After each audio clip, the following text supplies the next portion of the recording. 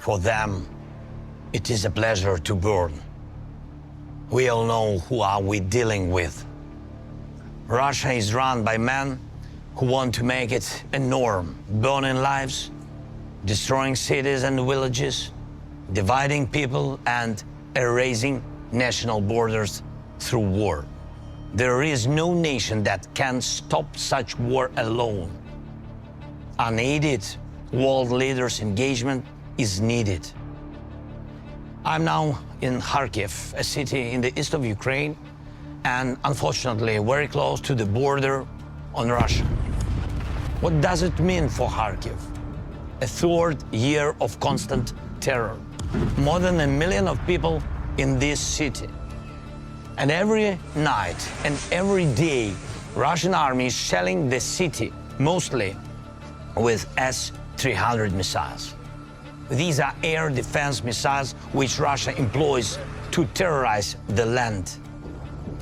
There is not a single district or street in the Kharkiv that hasn't suffered from this regular cruelty. Russia added strikes with guided aerial bombs. Russian aviation comes close to our state border and launches these bombs straight on the city. It is a weapon of indiscriminate destruction. And anyone in any city of the world, from Sao Paulo to Harbin, take this the same way as terror, just like all other Russian strikes on hundreds of other of our cities and villages. Some of them, once booming with life, are now burned to ashes, people less. A burnt-out emptiness, the most horrible consequence of war. War that we didn't want in Ukraine, that we haven't provoked, and in which Ukraine is defending itself from Russian attempts to seize our resources and territories and destroy our national identity. And the world sees it. Behind me are the books burned down by Russian missiles. It was one of the largest publishing houses in Ukraine. People got injured here. Unfortunately, there are people killed. Temperature of burning here hasn't managed to totally reach for 451 degrees Fahrenheit. But that's what the leaders of Russia need and want, even higher temperatures. And not only on the sovereign territory of Ukraine, Russia is threatening almost all of its neighbor countries. Russia is the only state that captured the nuclear power plant and is openly using it for radiation blackmail.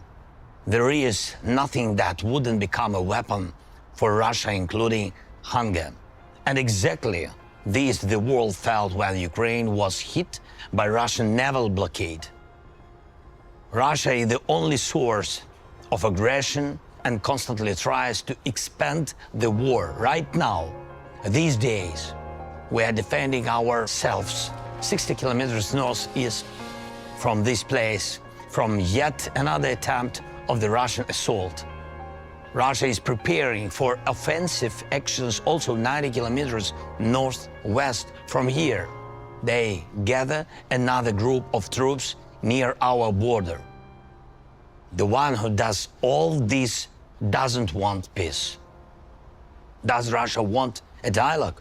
Ukraine had the world's largest experience of lies from Russia during negotiations. Lies that in particular was Russian cover-up for preparing this war. And that's exactly why global efforts are needed. Global Peace Summit of the leaders whom Russia will not be able to deceive. Summit that will show who in the world really wants to end the war and not just claim the ceasefire, which will inevitably be broken by Russian rockets and artillery, just like as it was dozens of times before. Together with Switzerland, we are preparing such summits. It starts on June 15th. More than 80 countries confirmed they will come. And we continue to work with the leaders, inviting them to join the summit. I thank everyone who really helps to bring the peace. And I am appealing to the leaders of the world who are still aside of the global efforts of the Global Peace Summit.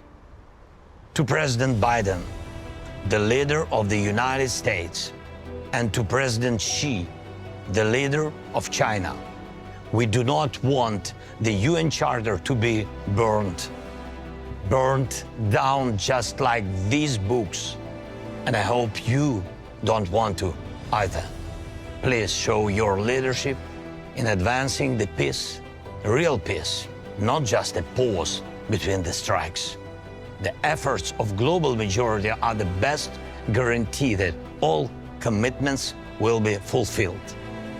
Please support the Peace Summit with your personal leadership and participation. For all of us, it should be a pleasure to make peace.